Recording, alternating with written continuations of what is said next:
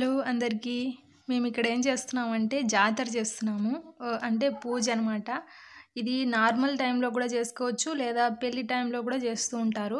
ఇప్పుడైతే మేము మా బ్రదర్ పెళ్ళి కోసం చేస్తున్నాం అనమాట.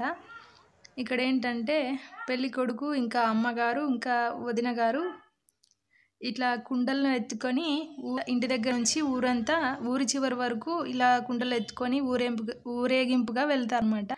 తర్వాత పొలిమేర దైవాన్ని దండం పెట్టుకొని వెహికల్లో ఎక్కి మేము నాగలాపురం సుంకులమ్మ ఇంకా బాంపురం ఎల్లమ్మ మాకు ఇంటి దైవాలన్నమాట. ఇంటి దైవాలను పూజిస్తున్నాం మేము ఇప్పుడు. సో మేము బాంపుకి వచ్చాము. ఇంకొకరు ఏమంటే పెళ్ళి కొడుకు ఇంకా వదిన గారు అటు సైడ్ వెళ్తారు నాగలాపురం సుంకులమ్మ. ఇక్కడ బాంపురం ఎల్లమ్మలో అయితే ఇట్లా వాటర్ ఉంటాయన్నమాట. ఇక్కడ స్నానం చేయడానికి వచ్చాము మేము ఫస్ట్. అదో అడుగుడు వస్తాయి. ఇక్కడ ఏంటంటే మనం తెచ్చిన ఆ కుండ ఉంటుంది కదా, మనం స్నానం ఆ కుండ కూడా తెచ్చి కొంతమంది ఉంటారన్నమాట ఉపవాసం ఉండే వాళ్ళు ఆడోళ్ళు. వాళ్ళు మొత్తం స్నానం చేసి ఈ వాటర్లో ఆ కుండని బాగా వాష్ చేసుకొని ఆ కుండలో వాటర్ పట్టుకెళ్ళి అందులో స్వీట్ పొంగలి చేసి ఇంకా జొన్న కుడుములు చేసి అమ్మవారికి నైవేద్యంగా పెట్టి మేకను బలిస్తారనమాట. సో అదే ప్రాసెస్ జరుగుతుంది.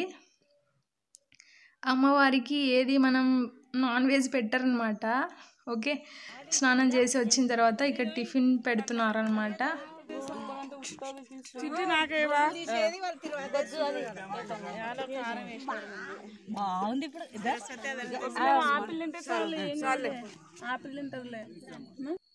మైత్రి బాగుందా కానీ ఓకే.